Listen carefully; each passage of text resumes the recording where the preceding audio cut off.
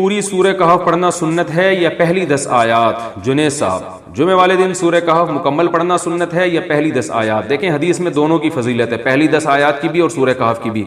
तो ये एक पैकेज होता है, आप समझ लें कि असल तो ये कि पूरी सूरह कहफ पढ़े, पूरी नहीं पढ़ सकते तो चलें एक अल्लाह ने एक और पैकेज हमें दिया है कि पहली 10 आयतें पढ़ लें। इसकी मिसाल ऐसे है जैसे हदीस में जो तस्बीह का हुक्म है 33 दफ़ा सुबहान अल्लाह, 33 दफ़ा अल्हम्दुलिल्लाह, 34 दफ़ा अल्लाहु अकबर, ये हर नमाज के बाद है। लेकिन हदीस में 10-10 दफ़ा भी है कि 10 दफ़ा सुबहान अल्लाह, 10 दफ़ा अल्हम्दुलिल्लाह, 10 दफ़ा अल्लाहु अकबर। तो ये उन लोगों के लिए पैकेज है कि भाई जो 33 दफ़ा नहीं पढ़ पा रहे तो चलो 10-10 दफ़ा पढ़ लो।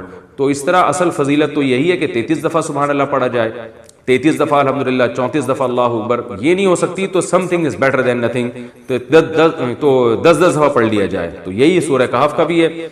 असल तो यही है कि पूरी सूरह कहफ पढ़ी जाए, नहीं तो कम अज़ कम पिछली 10 आयात पढ़ लें। जुमे की नमाज फ़र्ज है या वाजिब? जुमे की नमाज फ़र्ज है या वाजिब?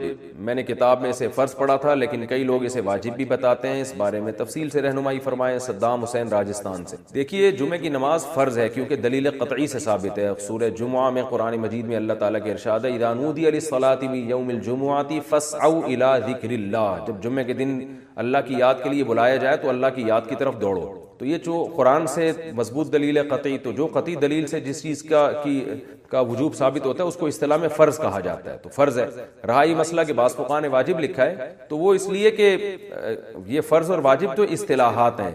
वाजिब कहते हैं जो दलील ज़न्नी से साबित हो, क़तई से ना हो, यानी यकीनी, बहुत ज़्यादा यकीनी दलील ना हो। और फ़र्ज कहते हैं जो ऐसी पक्की ढक्की दलील से साबित हो जिसका इनकार मुमकिन ना हो। तो लेकिन ये एक दूसरे के माने में भी इस्तेमाल होते हैं। बाज़ दफ़ा फ़र्ज को वाजिब कह दिया जाता है, बाज़ दफ़ा वाजिब को फ़र्ज कह दिया जाता है। तो बाज़ फ़ुक़हा ने फ़र्ज को वाजिब कह दिया, बाज़ ने वाजिब को फ़र्ज कह दिया। लेकिन अगर इस्तिलाहात में जाएंगे तो फिर फ़र्ज कहा जाएगा जुमे। गाँव की मस्जिद में जुमुआ अदा करना। मैं जिस गाँव में रहता हूँ वहाँ मस्जिद है लेकिन इमाम नहीं है। अज़ान 5 वक्त की होती है, इमाम ना होने की वजह से या बाजमात नमाज नहीं होती, हर कोई अपनी मर्जी से नमाज पढ़ता है।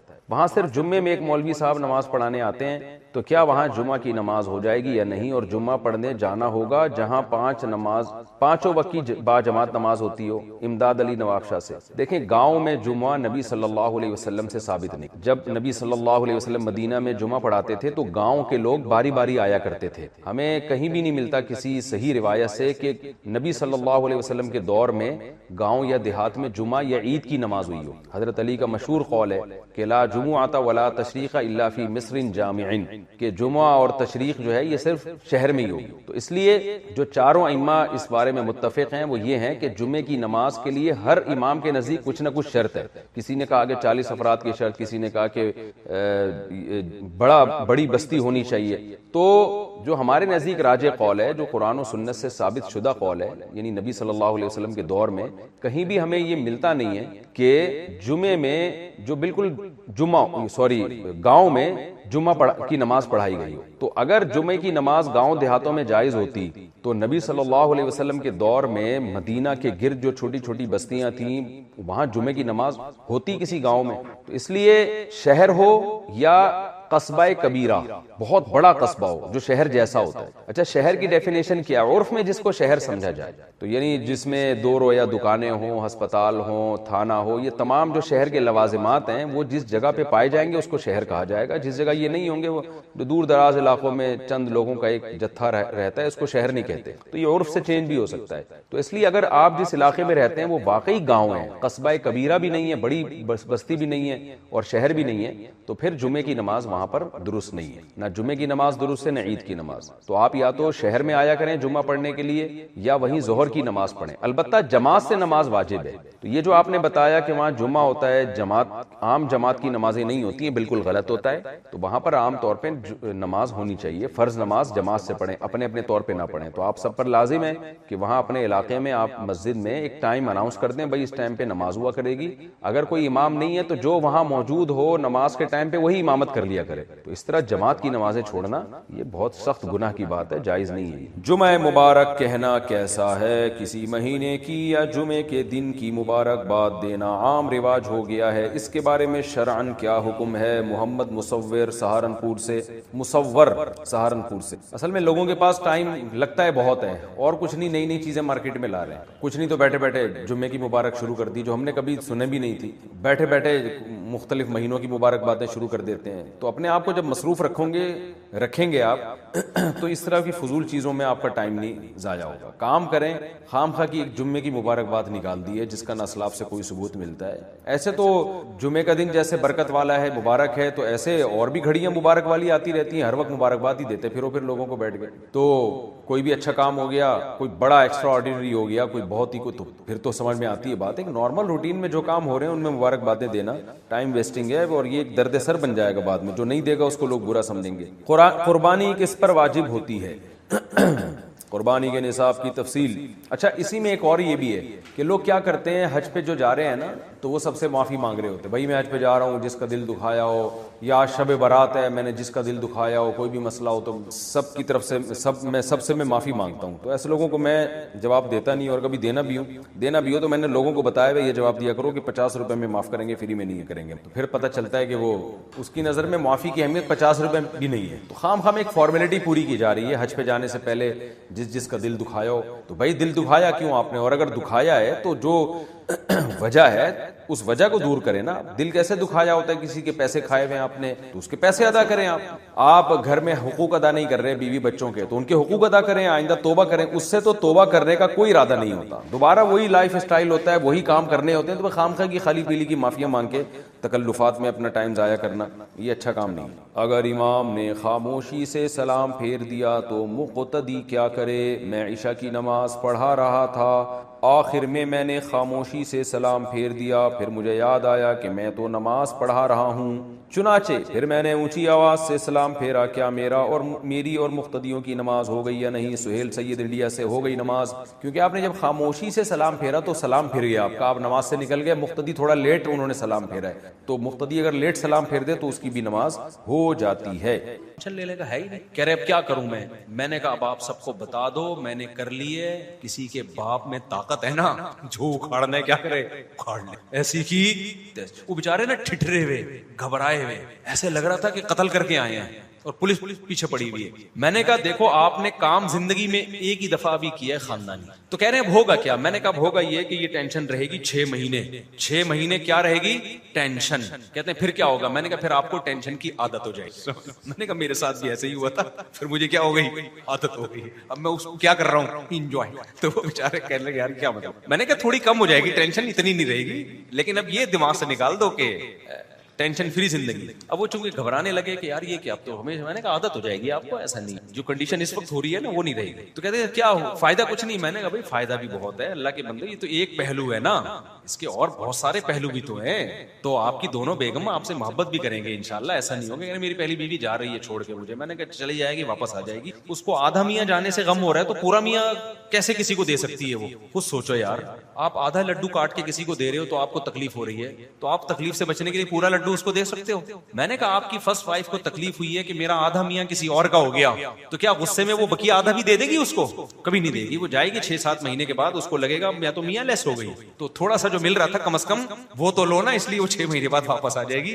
ये इंशाल्लाह मैं आपको उम्मीद दिलाता हूँ ऐसा होता है, वो 6-7 महीने में आ जाएगी इंशाल्लाह। बाकी ये कि मैंने कहा इंजॉय करो, टेंशन ले क्यों रहे हो? थोड़ी देर की होती है टेंशन, घर से बाहर निकल जाया करो, जब सेट हो जाओ तो फिर वापस जाओ, फिर जब टेंशन हो तो 6-8 दफा ऐसा होगा तो बेगम भी समझ जाएगी भाई ये बात करो ही नहीं कि बंदा ही घर से चाट हो जाता है, वो भी तो थोड़ी सी उसमें भी तो अल्लाह ने अकल दी होगी ना। तो मैंने कहा इसकी बरकतें, मैंने कहा सवाब कितना किया, अगर उस बेवा से आप शादी ना करते, सोसाइटी में वो जिना पर मजबूर होती कि नहीं होती? बताओ ना, उसके बच्चों की कफालत ना होती, जानी बनती वो, और कैसे इस सोसाइटी में कैसे बच सकती है एक औरत? मैंने कहा वो काम किया जो पैगंबरों ने किया है। हजरत इब्राहिम अलैहिस्सलाम की 2 बीवियां थी, उनमें भी टेंशन होती थी। हमारे नबी की 9 बीवियां थी। एक दफा आप सल्लल्लाहु अलैहि वसल्लम का घर में ऊंच नीच हुई, आप सल्लल्लाहु अलैहि वसल्लम इतने परेशान हुए कि घर से 1 महीने के लिए चले गए और कसम उठा ली कि मैं अपनी किसी ज़ौजा के करीब नहीं आऊंगा।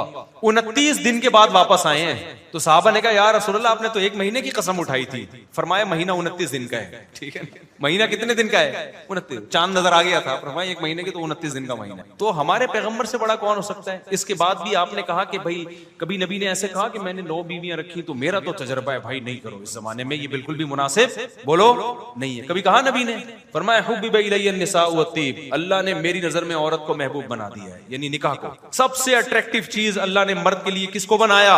औरत को। बेशक 20 टेंशनें दे, खुदा की कसम उसके बगैर गुजारा नहीं है। वो जो सुकून मिलता है वो टेंशनों से ज्यादा मिलता है। समझ में नहीं आ रही मेरा ख्याल है बात? मोहब्बत भी तो मिलती है, औरत जितना शौहर से मोहब्बत करती है इतना किसी और से करती है मोहब्बत। ये मोहब्बत आपको बीवी से मिलेगी किसी और से, और लड़ती भी तो मोहब्बत ही की चक्कर में है। तो याकूब अलैहिस्सलातु वस्सलाम ने 2 शादियां की। दूसरी बीवी के जो पहली वाइफ के जो बच्चे थे उन्होंने दूसरी वाइफ के बच्चे को कुएं में डाल दिया, यूसुफ अलैहिस्सलाम को। कैसे खतरनाक साइड इफेक्ट सामने आए ना दूसरी शादी के। क्या हो गया भाई आप लोगों को?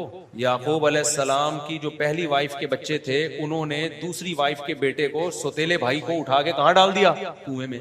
किस कदर खतरनाक साइड इफेक्ट सामने आया ना दूसरी शादी का। तो कभी मिलता है मैं याकूब अलैहिस्सलाम ने अपने बच्चों को कहा कि भाई मेरा तो तजर्बा बहुत खतरनाक, तुम लोग ये काम ना करना। सौतेले भाई होते हैं उनमें जेलिसी में पता नहीं क्या क्या हो जाता है। ना ना ना, याकूब अलैहिस्सलाम ने उसके बाद भी एक और निकाह किया है। जब यूसुफ अलैहिस्सलाम गुम गए थे तो फिर भी एक निकाह किया, और आगे उनकी औलाद में मूसा अलैहिस्सलाम पैदा हुए, उन्होंने 4 शादियां की। उन्होंने ये नहीं कहा कि मेरे दादा याकूब अलैहिस्सलाम ने 2 की थी, उसके कितने साइड इफेक्ट सामने आए थे तो मैं तो अब एक ही करूंगा। उन्होंने भी 4 की।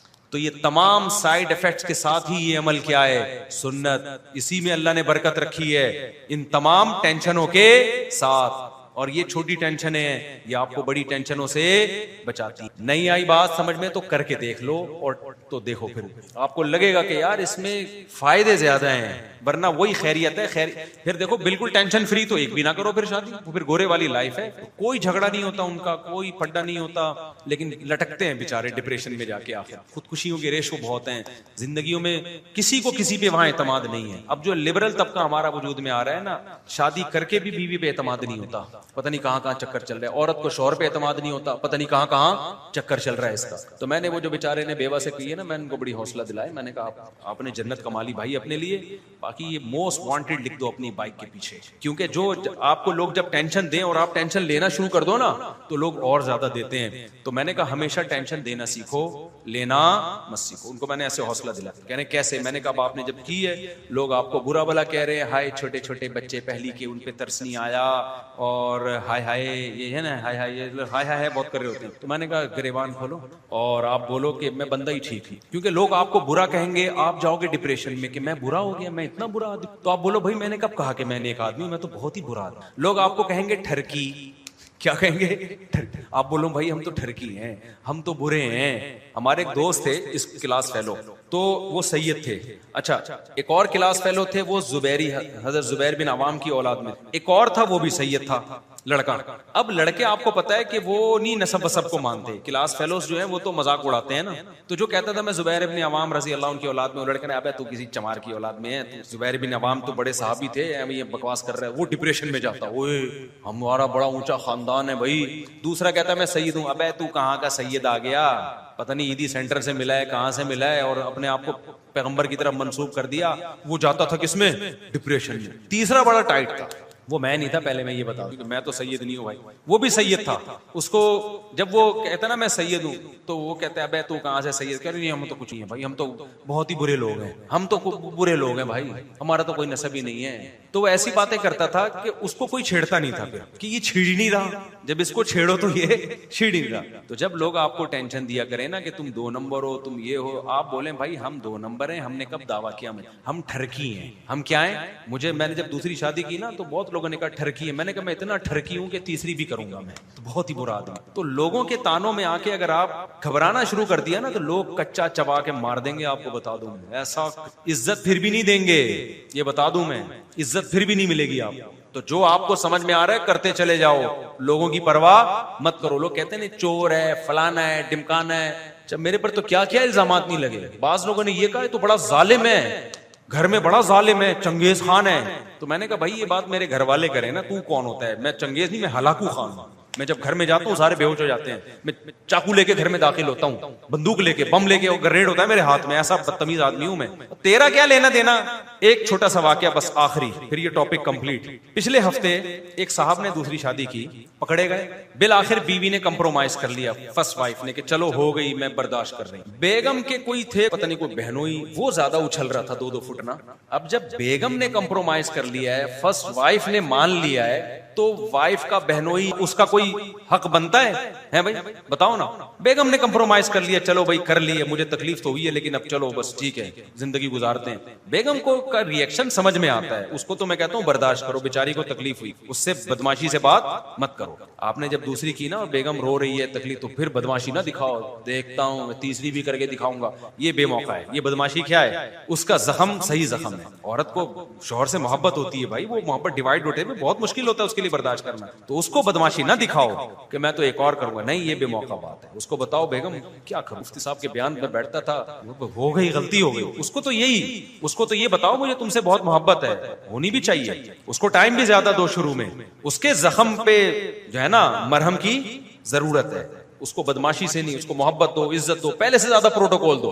कोई पड़ोसी आ रहा है लड़ने के लिए, उससे बदमाशी दिखाओ कि तेरा क्या मामला। मैं तो बदमाशी ससुराल में नहीं दिखा रहा था, मैं बदमाशी अड़ोस पड़ोस में दिखा रहा था, जिनको तकलीफ हो रही थी दूसरी शादी में। तो अब क्या हुआ कि वो मुझे अपनी पूरी कहानी ना उन्होंने सुनाई। ये 1.5-2 हफ्ते पुरानी बात है। कहने लगे कि मैं जो है मैं बर्दाश्त करता रहा, बेगम तो मेरी मान गई, उसको मैंने मोहब्बत से समझाया, लेकिन वो आए तो वो अंकल थे, वो अंकल भी यानी वो जवानी अंकल थे, वो तो वो ये कि वो बहुत ज्यादा कर रहे थे, बहुत ज्यादा। जब उन्होंने हुआ तो मुझे मुझसे बहुत बड़ी गलती हो गई। कह रहे मैंने गुस्से में उनके थप्पड़ लगा दिया। हजरत मेरा बिल्कुल इरादा नहीं था थप्पड़ मारने का, और बॉस मैं क्या करूं। और फिर ऐसे आंखों में नमी, उसके 1 घंटे की कथा सुनाई है उस बंदे, और वो थप्पड़ को फोकस किया हुआ था उसने कि हजरत वो मैंने बहुत मुझसे गलती हुई, वो मैंने एक थप्पड़, मेरा इरादा नहीं था। मैंने कहा कमबख्त 1 घंटे में तूने एक ही ढंग का काम किया कि उसको थप्पड़ मारा तूने, और उसी पे तुझे निदामत हो रही है। उस बंदे को मैंने इस तरह से समझा। मैंने कहा इस पूरे घंटे में एक काम आपने ढंग का किया, मैं काफी देर से इंतजार कर रहा था कि थप्पड़ क्यों नहीं मार रहे आप इसको। पौने घंटे के बाद जाके आपने उसको थप्पड़ मारा, जो पहले पौने घंटे पहले मार लेना चाहिए था। जब तेरी बीवी राजी है तो उतना दूर का बंदा आके वो तुझे सर पे चढ़ रहा है, तो तू बोल भाई तेरा ना लेना ना देना, ना मैंने तेरे खर्चे पे की है, ना तेरा कोई लेना देना, तू कौन होता है मुझे समझाने वाला। 2-4 मिनट समझाता ठीक है, नहीं तो फिर क्या करता भाई, निकल यहां से तू।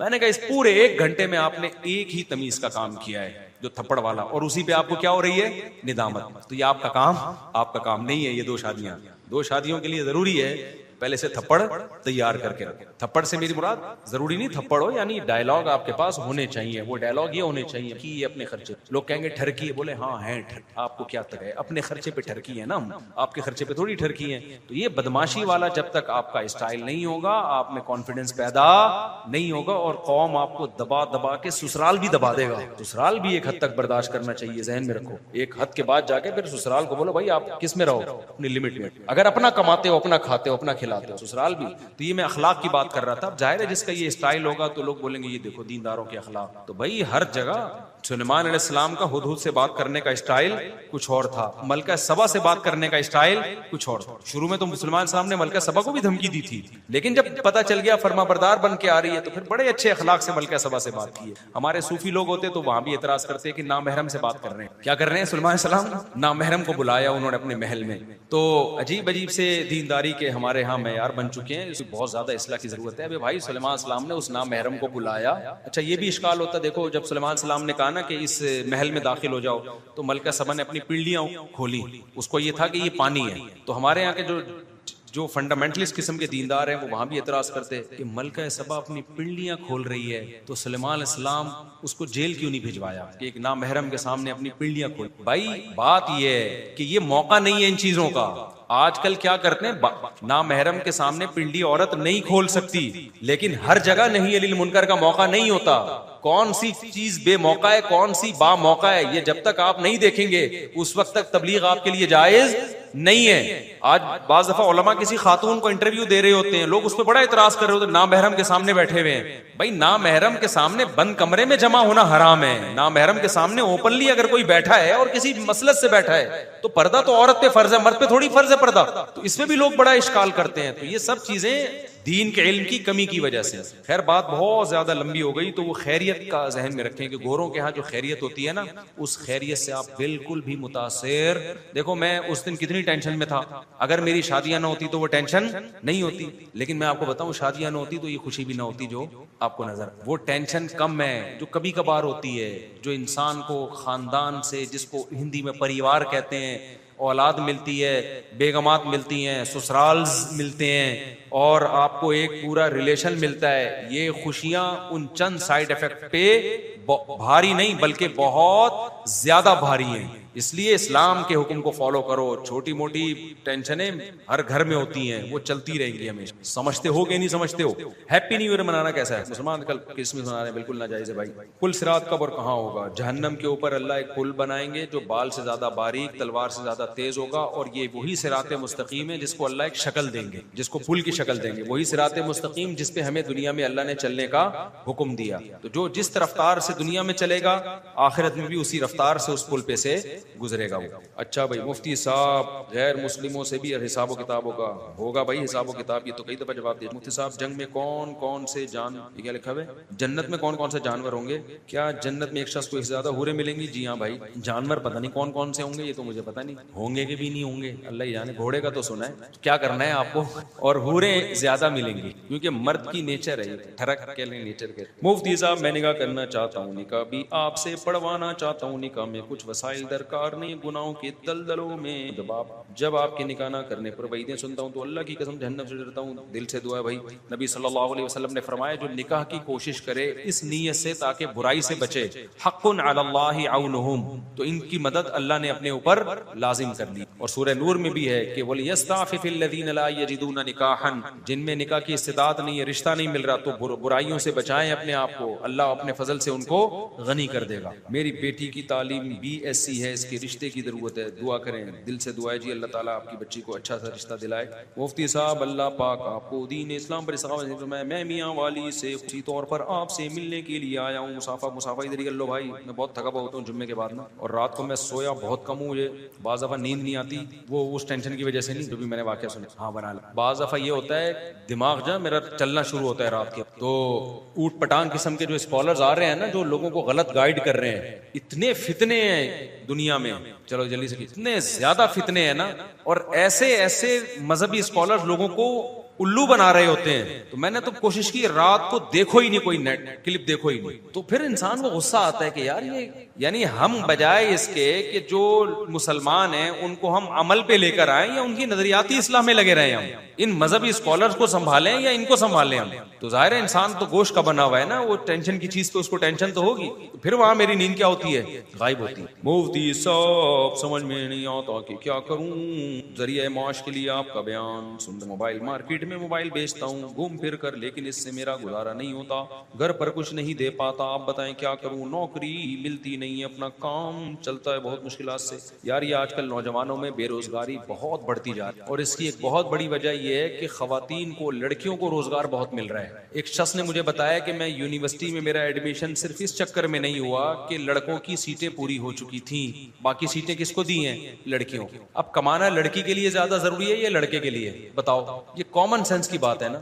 लेकिन धड़ाधड़ लड़कियों को गवर्नमेंट रोजगार दे रही है, उनको मोटिवेट किया जा रहा है, उससे मर्दों का क्या हो रहा है? बेड़ा बेड़ा। तालीम के दरवाजे भी बंद हो रहे हैं और रोजगार के दरवाजे भी मर्दों पे बंद हो रहे हैं। इतनी वैकेंसीज थोड़ी है आपके पास कि सबको खपा दो आप, तो ही बेड़ा गर्क हो जाएगा थोड़े दिनों में जाके सोसाइटी। तो अब यही मैं दिल से दुआई करता हूँ, अल्लाह आपको अच्छा रोजगार दे। मुझे पता है कि बेरोजगारी की टेंशन मर्द के लिए सबसे बड़ी टेंशन है। तो एक मशवरा मैं दे सकता हूँ कि देखो, किसी काम में आर महसूस ना करो। हमारे यहाँ नौजवानों को मशवरा दिया जाता है, भाई तू उबर चला यार, 10 घंटे चला ले, कुछ तो आएगा ना।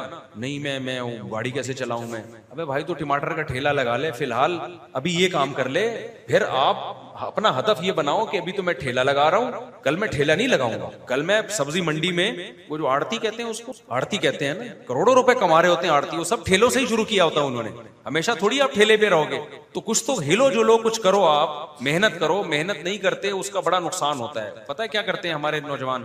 जैसे इन्होंने बताया कि मैं मोबाइल मार्केट में गया तो कुछ आमदनी नहीं हुई तो मैं छोड़ छाड़ के बैठ गया। अबे भाई तू 1 साल का तो हदफ बना कि 1 साल कंटिन्यू मैंने मेहनत के साथ एक काम करना है। जब इंसान किसी काम में घुस जाता है ना, उसके बाद उसकी राहें खुलना। मैं ऐसे पश्तो बोलने वालों को जानता हूं, कोयटा और पेशावर के, छोटे से काम से उन्होंने शुरू किया लेकिन जुट गए उसमें। आज जापान में उनके जाती शोरूम है, जापान ने उनको नेशनलिटी दी हुई है। समझते हो कि नहीं समझते? हमारे यहाँ मसला ये कि होटल का देख लो ना, जब लिसानी फसादात हुए थे कराची में कौम परस्ती के, तो कोयटा वालों को यहाँ से बेचारों पे जुल्म हुआ, उनको यहाँ से कारोबार बंद करके निकाला गया। अब एक कोयटा वाल का होटल था इधर अंडा मोड़ पे, मैं फजर की नमाज के बाद जाके पराठा खाता था वहां, मेरी आदत थी, मुझे बड़ा मजे का लगता था पराठा नहीं तो कभी चाय पी ली। फजर की नमाज के बाद वॉकिंग करते करते ना पहुंच जाते थे। अब उस बेचारे को निकाल दिया, उसका होटल बंद करके, अल्लाह करे दोबारा खुल गया, फिर हालात बाद में ठीक भी हो गए कराची। तो वो निकल गया बेचारा, उसको, वो मेहनती थे, वो सुबह सुबह 3 बजे से बच्चा उठे हुए होता, उनका बेटा भी होता था, खानदान के लोग भी, वो होटल की सफाइयां और चाय बनाना शुरू। अब मैं जब गया हूं ना, जिसके बंदे के हाथ में आया वो होटल, मैं गया हूं तो वो पड़ा हुआ खराटे लिया हुआ सो, वो कराची का ही वो लौंडा था, उस कमबख्त से उठा ही नहीं जा रहा सुबह को। मैंने कहा इसका बाप चलाएगा ये होटल, सही है ना। 10 बजे गया हो फिर भी पड़ा हुआ है, फिर कोई उठा है तो यूं सफाई हो रही है, फिर वो ऐसे। तो मैंने कहा ये इनके, वो पहले मीम्स आती थी ना, तेरे बस का तुझसे नहीं हो पाएगा, ठीक है ना। तो आप ये जो होटल चलाने वाले लोग हैं ना, जिनके बिजनेस है, आप जाके इनकी मेहनत तो देखो। 3-3 बजे से उठे हुए होते हैं, वहीं से वो चाय बनाना शुरू कर देते हैं, होटल की सफाइयां हो रही हैं और ऐसे एक्टिव नजर आएंगे। पोस्तियों का काम थोड़ी है भाई। तो आपका क्या ख्याल है, पहले दिन से ऐसा हो गया होगा? कतन नहीं। मैं एक सब्जी वाले को देखा, रेडी लगा के सब्जी बेचता था। हमने तो जिंदगी इसी सोसाइटी में गुजारी है भाई, सब्जी बेचता था रेडी लगा के, और फिर उसने इतनी मेहनत की है, बिला आखिर उसकी बहुत बड़ी शॉप बन गई, फिर सब्जी मंडी में चला गया। तो जो काम करें ना, एकदम से नोट गिरना नहीं शुरू हो जाते, जुट जाएं उस काम में, मेहनत करें, उसके बाद जाके फल मिलता है। पंजाब ने जो तरक्की की है ना, वजह उसकी है कि पंजाबी कौम मेहनती बहुत है, मिनहाइसुल कौम, कुछ सुस्त तो हर जगह ही होते हैं। मैंने पंजाब में बहुत टाइम गुजारा है, मैंने पंजाब वालों को बड़े करीब से देखा है। कराची में सुस्ती ज्यादा है, कराची के जो लौंडे लपाड़े हैं ये सुस्त हैं। पंजाब वालों को मैंने देखा है बिजनेस में सुस्त। एक बंदा कारोबार में लगता है पूरे खानदान को लगा देता है, और लगाता भी कैसे, वो जो बेकरी का मैंने किस्सा सुनाया था, बेकरी थी हमारे घर के करीब, पंजाब वाले लोग थे, उसमें उन्होंने, उनकी बेकरी थी, ऐसे एक्टिव होते थे सुबह सुबह, ठक ठक ठक। वहीं उनकी पीछे फैक्ट्री थी जिसमें केक बनते थे और ये केक रस। एक लड़का पंजाब से लेकर आए, वो ढीला ढीला, उसे हम कहते थे यार बाखर खानी ला दे, तो वो जा रहा है खरामा खरामा ला रहा है। तो 2-4 दिन के बाद मैंने देखा वो भी वैसे ही एक्टिव हो गया। पता चला जी उसको कमरे में ले जाके तब से धोया इन्होंने, मारा पीटा, भाई इंसान का बच्चा बन, वो एकदम सेट हो। हमारे यहाँ उर्दू स्पीकिंग में ये चीज बोलो नहीं, कूटने पीटने का तो है ही नहीं उर्दू स्पीकिंग, वो उसी में है, आदाब तमीज में ही बर्बाद हो जाते हैं। वो ऐसे देखें, एक्चुअली बच्चे की सेल्फ रिस्पेक्ट होगी। वो पंजाबी कौम थी, उन्होंने चित्रौल लगा पे, इंसान का बच्चा बन, तू क्या खरामा जा रहा है, कभी उधर खड़े होकर बात कर रहा है, वो भी वैसे ही हो गया। तो वो सब लोग ऐसे ही कर रहे होते हैं। हमारे यहाँ कराची में क्या होता है, लौंडा लपाड़ा है तो गुटखा खा के आएगा, वो चल ही नहीं रहा, घर से निकल, माएं ने इतना उसको फैंसी लाइफ दी होती है, माएं बच्चों के कपड़े खुद इस्त्री कर रही हैं, बूट खुद ही पॉलिश कर रही हैं, उसको गाड़ी में ले जाके चढ़ नहीं रहा होता, बिठाया जा रहा होता है कमबख्त को गाड़ी में। घर में इतनी तमीज, एटीट्यूड में एटीट्यूड ही रह जाते हैं उसके पास। ऐसे नहीं होता बिजनेस मेरे भाई, बापों की चमाटे पड़ते हैं, मारे पड़ती हैं, ठुड्डे पड़ते हैं, उसके बाद जाके बच्चे में हिलने जुलने की ताकत पैदा होती है, वरना हर बच्चा ऐसा सुस्त ही पैदा होता है। ये तो अब्बा अम्मा ने उसके सॉफ्टवेयर जो है ना अपडेट किए होते हैं। तो जहां अब्बा अम्मा भाई बहन सॉफ्टवेयर अपडेट कर दें, वहां बच्चा तरक्की कर जाता है। जहां सॉफ्टवेयर अपडेट ही नहीं हो रहे, सेल्फ रिस्पेक्ट ही के चक्कर में लगे हुए हैं, बच्चा पड़ा हुआ है तो पड़ा हुआ है, उठा रहे हैं तो वो गुस्सा आ रहा है उसको, तो फिर वही बच्चे निकलते हैं जो वही होटल में 10 बजे भी कमबख्त के पास में गया तो वो पड़ा क्या करता, सो रहा था। मैंने कहा इसके बस का नहीं है। फिर वो कहते हैं किसी ने जादू कर दिया होटल पे, होटल चल नहीं रहा, किसी ने तावीज कर दिया है, किसी ने ये कर दिया है। एक और साहब हमारे जानने वाले, उन्होंने बड़ी बेहतरीन दुकान खोली, मैं दुकान नहीं बताऊंगा, शॉप, तो वो समझ ना जाए कि मेरी बात हो रही है। अब वो टाइम के लिहाज से अपडेट नहीं कर रहे अपने आप को ना, वही जो अब्बा ने दुकान डाल दी थी उसी तरह से चल रही है। अब चूंकि उस जैसी और कोई दुकान करीब में थी नहीं, तो उन्हीं की दुकान चल रही थी वो, क्योंकि करीब में कोई थी नहीं शॉप। अब जब एक और बंदा आया, उसने करीब में शॉप खोल ली, उसने ऐसी खूबसूरत शॉप बनाई, उसमें चीजें भी नई ला के रखी, सारा क्राउड उसके पड़ोस में चला गया। इनकी दुकान ठप हो गई, मकान बिक गया। अब ये पता है क्या कर रहे हैं, कभी मेरे पास आए, कोई तावीज गंडा चाहिए, किसी ने जादू किया है, कोई यूं यूं घुमा रहे हैं, बकरे घुमा रहे हैं, जो करने का काम है वो नहीं कर रहे। मुझे बड़ा तरस आया, मैंने कहा हमें तो पहले ही लग गया था कि आपकी दुकान का बेड़ा गर्क होने वाला है, क्योंकि पड़ोस में कोई दुकान नहीं थी तो मजबूर थे लोग। तो सुस्त आदमी दुनिया में कहीं भी बोलो नहीं चल सकता, कहीं भी कामयाब नहीं हो सकता। सबसे पहले अपने आप को एक्टिव करना पड़ेगा। और ये जो मैं बार बार कहता हूं, सुबह उठ के जॉगिंग करो, जिम जाओ, ये चुस्त बनाने के लिए, क्योंकि जिसको अपनी सेहत पे कंट्रोल नहीं है वो चुस्त हो ही नहीं सकता। ये ज़हन में वो हो ही नहीं सकता। सेहत खराब हो जाती है तो सुस्ती आती है। आखिरी सवाल, क्या करूँ? अच्छा भाई, मुफ्ती साहब एक लड़की को पसंद करता हूँ, वो भी मुझे पसंद करती है, लेकिन इसकी उम्र 16 साल, इसके वालिदैन बोल रहे हैं हमारे खानदान में लड़की की शादी 21 साल में होती है, अभी मंगनी कर दो। अल्लाह इनके खानदान को हिदायत कामिला आजिला अता फरमा। जब लड़की बालिग हो गई है, उसमें डिजायर्स पैदा हो गई हैं, उसको उसके मतलब का रिश्ता मिल गया है, वो लड़का इसकी जिम्मेदारी भी उठाने के लिए तैयार है, तो भाई मोस्ट वेलकम। क्या ख्याल है, रुखसत कर दो बच्ची। और ये इश्क की उम्र होती है 16-17 साल, इसमें टूट के मियां बीवी में मोहब्बत होती है। जैसे जैसे उम्र बढ़ेगी तो रिश्ता रह जाएगा, जज्बात क्या हो जाएंगे, खत्म। ये टूट के इश्क, आपको याद होगा ना बचपन में कितने इश्क होते हैं इंसान को। इस उम्र में हुआ कभी, मुझे बताओ, आपको कभी आजकल कोई इश्क मिश चल रहा है? 100 दफा इश्क करना भी चाहोगे तो नहीं होगा। और बचपन में सबको अपना जमाना याद होगा, कोई इसमें कोई ढकी छुपी बात नहीं है। हर शख्स को कहीं ना कहीं मुआशका हुआ होता है, चाहे कितना ही नेक क्यों ना हो। क्यों? उस वक्त इंसान के जज्बात होते हैं भरपूर, जब जवानी की दहलीज पे कदम रखता है। लड़कियों में भी इश्क का रेशो उस वक्त होता है, लड़कों में भी। तो ये फितरत कहती है अब इन दोनों को आपस में क्या कर दो, मिला दो। ये बहुत मोहब्बत करेंगे, इनकी लाइफ बहुत अच्छी गुजरेगी। लेकिन माँ बाप बेड़ा गर्क करते हैं दोनों का, कहते हैं अभी तो एक्चुअली बच्चे हैं, अभी तो सोसाइटी में इन्होंने सर्वाइव करना है। तो भाई सर्वाइव करने ही के लिए हम कह रहे हैं कि दोनों को मिला दो आपस में, ताकि अच्छा सर्वाइव कर सके सोसाइटी में। वरना आंख मटक्कों में ही बर्बाद हो जाएंगे, ये आंख मटक्कों में ही बर्बाद हो जाएंगे। तो ये बेहतरीन उम्र है, टूट के मोहब्बत करने की उम्र है ये। इसी उम्र में शादी होनी चाहिए, ताकि बीवी हलाल होगी, उससे टूट के इश्क होगा, और लड़की को अपने मियाँ से क्या होगा, इश्क होगा।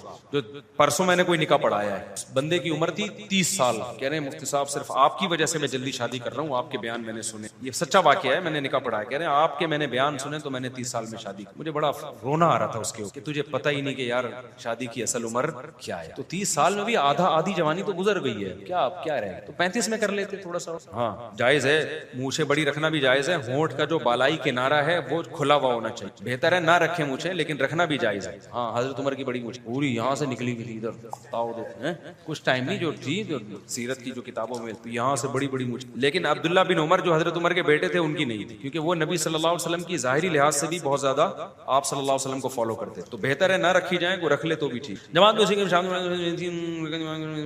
में बाद में बताएंगे, बहुत टाइम बहुत हो गया। मैं पूरी रात का जागा हुआ हूँ, मैं सोया नहीं हो रहा था, मैं बहुत थोड़ा सोया हूँ। तो मेरी खोपड़ी अब ऐसा ना वही हो जाए जो घर में हुआ।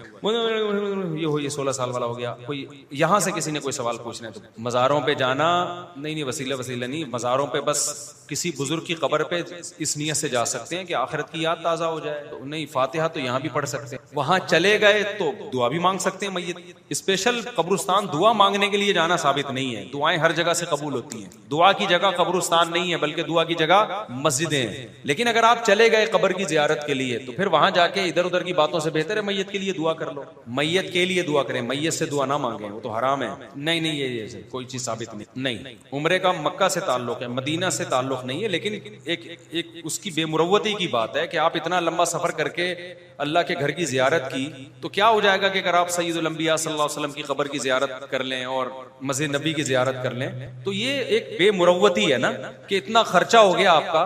तो ये तो एक बड़ी एक बेवफाई की बात है, ये मोहब्बत की कमी की अलामत है कि इतना दूर गया और आदमी नबी की कब्र की जियारत नहीं कर रहा और अल्लाह के नबी की मस्जिद की जियारत नहीं कर रहा। नहीं, हज और उम्रे का इससे बराह रास्त ताल्लुक नहीं। अगर कोई उम्रा करके बैतुल्लाह का तवाफ करे और सही करके आ जाए तो उम्रा हो गया।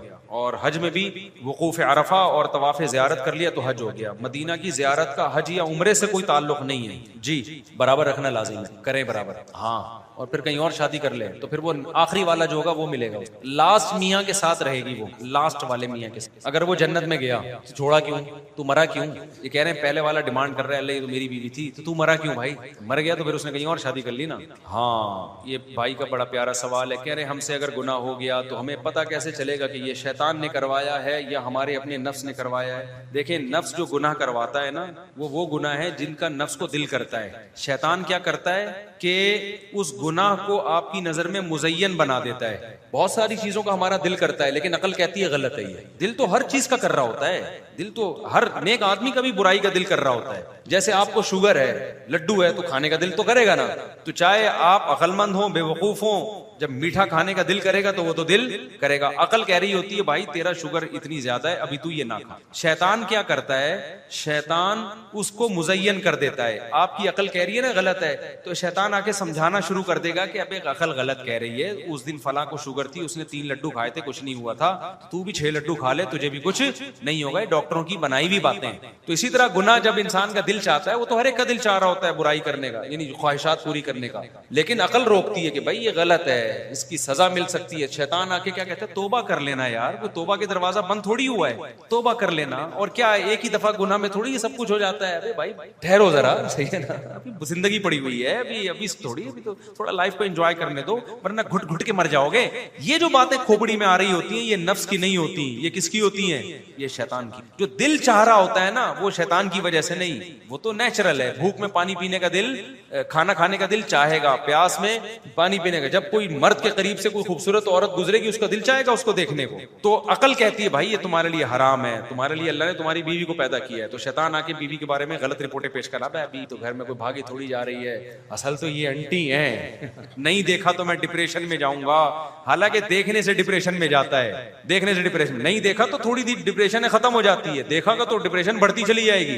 कभी कोई ऐसा बंदा देखा कि गुनाह किया और फिर छूट गया? जो गुनाह करेगा तो फिर आगे बढ़ेगा, करता चला जाएगा, बचता है तो बचता चला जाता है। लेकिन शैतान आके सारे दलाइल की ना, गलत गलत किस्म के दलाइल के अंबार लगा के ऐसी की तैसी करता है। तो ये जब आपके जहन में दलाइल आ रहे होते हैं ना गुनाह को करने के, तो ये दलाइल समझ लो कौन पेश कर रहा है? शैतान। आदम अलैहिस्सलाम का दिल चाह रहा था दरख्त से खाएं, लेकिन उनको सोचा कि नहीं भाई अल्लाह ने मना किया है। शैतान ने क्या कहा कि हल अदुल्लुका अला शजरतिल खुल्दी मुमिन ला यबला, ए आदम असल में ये जो आप खाएंगे ना तो इससे हमेशा हमेशा की जन्नत मिलेगी। अल्लाह मियां ने एक्चुअली इस वजह से मना किया। अल्लाह मियां को चाह रहे थे कि आप पर एक दिन मौत भी आए, तो ये ऐसा दरख्त है खाएंगे ना तो आप हमेशा, और अल्लाह मियां नहीं चाहते कि हमेशा जिंदा रहें, तो एक दफा खा लें, तौबा कर लेना बाद में, लेकिन हमेशा हमेशा की क्या मिल जाएगी इससे? हयात। ये कौन पेश कर रहा था दलाइल? ये शैतान पे। तो शैतान क्या करता है, जब अकल हमें रोकती है बुराई से, शैतान अकल पे पर्दा डाल देता है। और उस जैसे हीरोइन क्यों पीते हैं? कह रहे हैं यार टेंशन खत्म होगी। अकल कहती है अबे कहाँ टेंशन खत्म होती है, टेंशन तो बढ़ती है। लेकिन हीरोइन फिर भी पीता है कि नहीं पीता? क्यों? शैतान आके कहता है नहीं नहीं नहीं, 2-4 दफा पीने से कुछ भी नहीं होता, बाद में तौबा कर लेना, मजा उड़ा के तो देखो। लेकिन कैसा बेड़ा गर्क होता है उस हीरोइन, लाश ही उठती है बेचारे की फिर। तो ये है, जब दलाइल के गलत अंबार लग रहे हो ना, तो समझ लो कि ये कौन है? शैतान है। किसका? न्याज नजर, काली माता का मंदिर। अबे प्रसाद नहीं खा रहा था मैं मंदिर गया था, बिल्कुल गया था।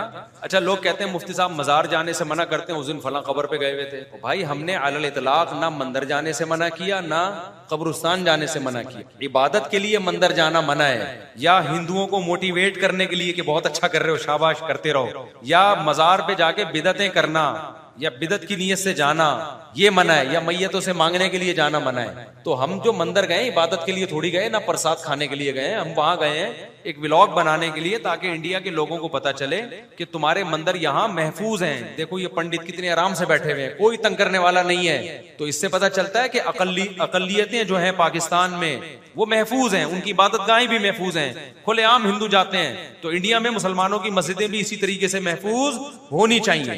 तो ये मैसेज है, इसमें कोई हरज बोलो नहीं। अभी मेरा दोबारा इंशाल्लाह इटली का सफर हुआ, तो मेरा इरादा है कि ईसाइयों के जो जो हिस्ट्री है ना पूरी वेटिकन सिटी में, वो पूरी हिस्ट्री में हो सकता है मुझे चर्च भी जाना पड़े, पादरी से मुसाफा भी करना पड़े, और वो जब चाय पिलाएगा तो पीनी भी पड़े। ये तो गैर अखलाकी हरकत है। आपको पादरी एक आपका इकराम कर रहा है और आप बोलो नहीं। वजह क्या है कि मैं ताकि ईसाइयत का एक हिस्ट्री पेश करूं, इससे हमारा ईमान बढ़ता है, क्योंकि ईसा अलैहिस्सलाम से मोहब्बत तो हमारे ईमान का भी जुज़्व है ना।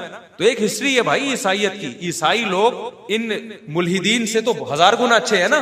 देखो रूमियों को जब फतह हुई है ना, रूमियों को शिकस्त हो गई, मुशरिकीने जो आग परस्त थे ना ईरान में उस वक्त आग की इबादत होती थी, पारसियों की जंग हुई ईसाइयों से, ईसाइयों को शिकस्त हो गई रूम में। उस पे मुशरिकीन खुश हुए, मुसलमान परेशान हुए थे। मुशरिकीन खुश हुए कि देखो हम भी शिर्क करते हैं, ये भी शिर्क करते हैं, तो खुदा इसका मतलब मुशरिकों के साथ है। तो मुसलमान चाहते थे ईसाइयों को फतह मिले, क्योंकि जब ईसाइयत और बुत परस्तों का मुकाबला होगा तो हम किसके साथ होंगे?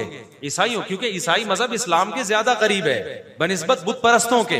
मैं समझा पा रहा हूं अपनी बात? तभी कुरान ने भी ईसाइयों को और यहूदियों को अलग, जो अहले किताब है इनमें, जो यहूदी लड़ रहे हैं हमसे इसराइल में, उनकी बात मैं नहीं कर रहा, लेकिन नॉर्मल यहूदी की बात कर रहा हूं या नॉर्मल ईसाई की बात कर रहा हूं। तो उनको तो कुरान ज्यादा प्रोटोकॉल देता है। उनको कुरान क्या कहता है? वला तुजादिलू अहलल किताब इल्ला बिल्लती ही अहसन। अहले किताब से बहस करो अच्छे तरीके से। मुशरिकीन से बात का और अहले किताब से बात का अंदाज में क्या होना चाहिए? फर्क होना चाहिए। तालौ इला कलिमतिन सवाइन बैनना व बैनकुम, आओ ऐसी बात की तरफ हमारे और तुम्हारे दरमियान मुत्तफिक है। तुम भी अकीदे तौहीद के दावेदार हो, हम भी अकीदे तौहीद के दावेदार हैं। तुम भी पैगंबरों पर ईमान रखते हो, हम भी। तो मेरा तो इरादा है, मैं इटली गया तो मैं तो अभी सही, मेरी प्यास बुझी नहीं है वहां। मैं तो एक चलते चलते मैं वेटिकन सिटी का हल्का फुल्का सा व्लॉग बना लिया था, अभी तो मेरा तमीज से जाने का इरादा है। और वहां तो मुझे पता चला इटली में एक गांव है जो बहुत सदियों पुरानी आबादी है वहां पे, यानी आबादी का मतलब उनकी औलादें, कल्चर वही रखा हुआ है जो ईसाइयत का कल्चर था। तो मेरा तो इरादा है मैं इटली के उस शहर में जाऊंगा और फिर जो असल ईसाइयत का एक जमाने में वंस अपॉन अ टाइम जो कल्चर हुआ करता था वो हाईलाइट करूंगा मैं, ताकि पता चले कि ये जो आज जो इल्हाद फैला है ना मजहब से बगावत, उसके साइड इफेक्ट क्या है। ईसाइयत कम से कम इस इल्हाद से तो अच्छी थी ना। ईसाइयत में होमोसेक्सुअलिटी थोड़ी थी। मजहब को आप किसी भी दर्जे में फॉलो करते हैं तो ये फिर भी बेहतर है। बिल्कुल मजहब का लुबादा आपने जो उतार के फेंक दिया। ईसाइयत आपको होमोसेक्सुअलिटी की इजाजत नहीं देती। तो अगर आप इल्हाद दुनिया में फैल जाएगा, ये तो एक साहब ने कहा कि हम रशिया से ताल्लुकात बनाएंगे, अमेरिका से हमारी दुश्मनी होगी। अब हम रशिया ब्लॉक का हिस्सा हम बनना चाहिए, अमेरिका से हमें। तो मैंने उनसे कहा, मैं कोई सियासी, मुझे नहीं ज्यादा इस बारे में मालूमात, लेकिन अमेरिका रशिया से बहरहाल अच्छा है। समझ में आ रही है बात? अमेरिका रशिया से क्या है, यानी आप आसमान से गिरे और अटके किसमें? खजूर में अटकोगे जाके। अमेरिकन किसी ना किसी दर्जे में अहले किताब है। रशियन ने जो हिस्ट्री में जुल्म किया है ना, जो मुल्हिद और एथियस लोगों के जो जुल्म है, वो बहुत खतरनाक नौइयत के हैं। अहले किताब फिर भी उनकी निस्बत थोड़ा सा उनमें रहम का जज्बा है। चाइना में जो जुल्म होता है ना, वो आप अमेरिकन और इसराइल के जुल्म को भूल जाओ। जो चाइनीज जो जुल्म करते हैं, जो जहां उनके इलाके में बगावत हो रही है ना, वहां की बात कर रहा हूँ। सारे मुसलमानों पर वो भी जुल्म नहीं करते, क्योंकि वो खुदा को मानते ही नहीं है। जो खुदा को नहीं मानते उनके दिल तो पत्थर होते हैं। जो किसी न किसी दर्जे में किसी मजहब से वाबस्ता रहे, उनके दिल में फिर भी थोड़ी सी नरमी होती है। तो रशिया का जो जुल्म आप उठा के देखो ना, जो अफगानिस्तान में करता रहा है और जो उससे पहले होता रहा। अमेरिका भी अफगानिस्तान में आया, जुल्म किया, उस नौइयत का नहीं किया जो रशिया ने किया था। रशिया ने तो बहुत तबाही मचा दी थी, क्योंकि वो बिल्कुल मुल्हिद लोग हैं। तो इसलिए जब कंपेयर किया जाएगा, हमारी नजर में सारे इस्लाम दुश्मन है, जब कंपेयर किया जाएगा तो अहले किताब को प्रोटोकॉल दिया। समझता नहीं है ना बात को, जब नहीं पढ़ेगा रात को तो कैसे समझेगा बात को? छुट्टी, मेरा ख्याल है, मुझे भी माफ कर दो, कादियानी में बिल्कुल ठीक नहीं है।